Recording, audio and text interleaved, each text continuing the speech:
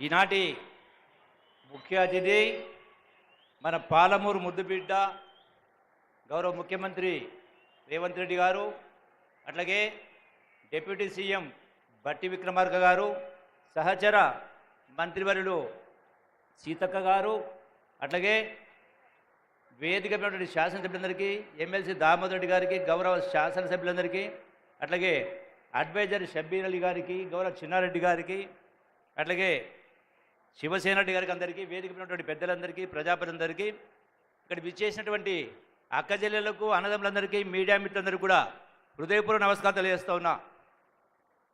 రేవంత్ రెడ్డి గారు పాలమూరు ముద్దుబిడ్డ, పాలమూరు జిల్లాకే గర్వకారణం. ఇలా మన పాలమూరు ముద్దుబిడ్డ రాష్ట్రానికే ముఖ్యమంత్రి కావడం పాలమూరు జిల్లా అదృష్టం. అందులో వనపర్తి జిల్లాలో చదువుకున్నటువంటి కారణంగా ఈనాడు వనపర్తి జిల్లా వాళ్ళు, వనపర్తి నియోజకవర్గ వాళ్ళు, ప్రజానికందరూ కూడా మరీ అదృష్టవంతులు. అందుకే ఈనాడు పెద్ద ఎత్తున ఈనాడు వనపర్తి నియోజకవర్గంలో శంకుస్థాపనలు ప్రారంభాలు చాలా జరిగినాయి. అట్లాగే ఇది ప్రారంభం మాత్రమే. యావత్ పాలమూరు జిల్లాలో ప్రతి నియోజకవర్గంలో కూడా పెద్ద ఎత్తున అభివృద్ధి సంక్షేమ కార్యక్రమాలు జరగబోతూ ఉన్నాయి.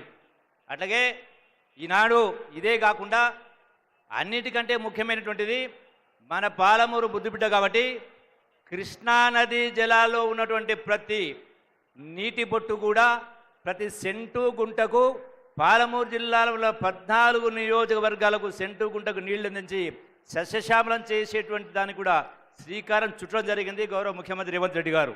ఈనాడు ఎన్నో సంక్షేమ అభివృద్ధి కార్యక్రమాలు జరుగుతూ ఉన్నాయి. ఇందిరమ్మ ఇళ్ళు మొదలు కాబోతూ ఉన్నాయి. చాలా అంటే ఎన్నికల ముందు చెప్పినటువంటి ప్రతి కార్యక్రమాన్ని కూడా అమలు చేసే కార్యక్రమం జరుగుతూ ఉంది.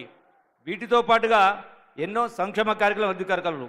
అట్లాగే ఈనాడు మనం చూస్తూ ఉన్నాం టీవీలలో, సోషల్ మీడియాలో కేసీఆర్ గారైనా, హరీష్ అయినా, కేటీఆర్ అయినా, యావత్ బీఆర్ఎస్ నాయకులు, వనపర్తికి సంబంధించినటువంటి మాజీ మంత్రి నిరంజన్ రెడ్డి అయినా ఈ జిల్లాను మొత్తం మేమే నీళ్లు ఇచ్చినాం, మేమే సస్యశ్యామం చెప్పి మాట్లాడుతారు.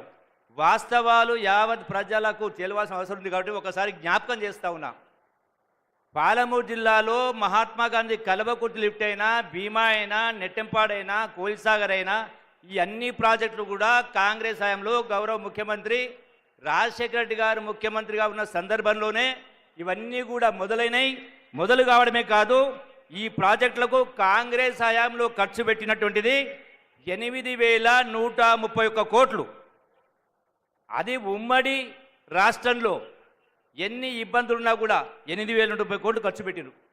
మరి తెలంగాణ రాష్ట్రం వచ్చినాక, సోనియా గాంధీ తెలంగాణ రాష్ట్రం వచ్చిన తర్వాత మన రాష్ట్ర ఆదాయాన్ని మనం ఖర్చు పెట్టుకుంటూ హైదరాబాద్ రాజధానిగా లక్షల కోట్ల ఆదాయం వస్తూ 8 లక్షల కోట్లు అప్పు చేసి కూడా మరి బీఆర్ఎస్ 10 సంవత్సరాల కాలంలో ఇప్పుడు నేను చెప్పిన ఈ మహాత్మా గాంధీ కల్వకుర్తి, భీమా, నెట్టెంపాడు అన్ని ప్రాజెక్టులు కలిపి గడిచిన 10 సంవత్సరాల కాలంలో 6,137 కోట్ల రూపాయలు ఖర్చు పెట్టింది.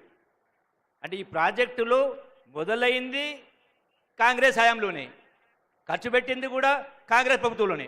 ఒకటి. రెండవ అంశం మీరందరూ చూసినారు, బాధాకరమైన సంఘటన. శ్రీశైలం ఎస్ఎల్బీస్ అంటే సొరంగంలో, ఆ సొరంగంలో ఒక భాగం కూలిన కారణంగా విపరీత నీళ్లు, వరద వచ్చి, రాళ్ళు రప్పులు వచ్చి 8 మంది అందులోనే ఇప్పటికీ కూరుకుపోయారు.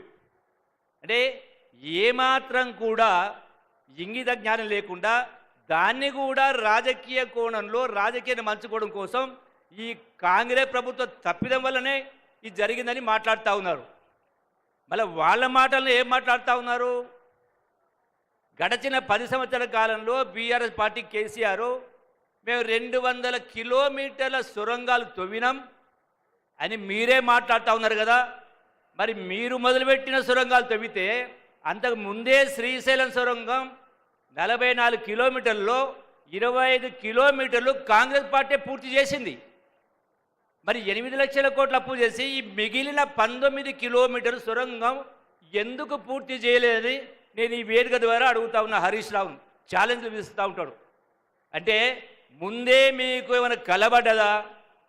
ఎక్కడైతే మన కూలిందో అది ముందే కూలుతో మీకు తెలిసి కట్టలేదా? నిధులు లేక కట్టలేదా? 8 లక్షల కోట్ల అప్పు. ఈ ప్రాజెక్టును సొరంగాన్ని పూర్తి చేస్తే కాంగ్రెస్ పార్టీ పేరు వస్తలేదని కట్టలేదా? ఎందుకంటే పంపులు మోటార్లు అవసరం లేదు, తక్కువ ఖర్చుతోటి ఎక్కువ ఆయకట్టుకు ఇచ్చేది. అంటే కేవలం రాజకీయ కోణాలు మాట్లాడుతూ ఎన్నో రకరకాలు మాట్లాడుతూ ఉన్నారు.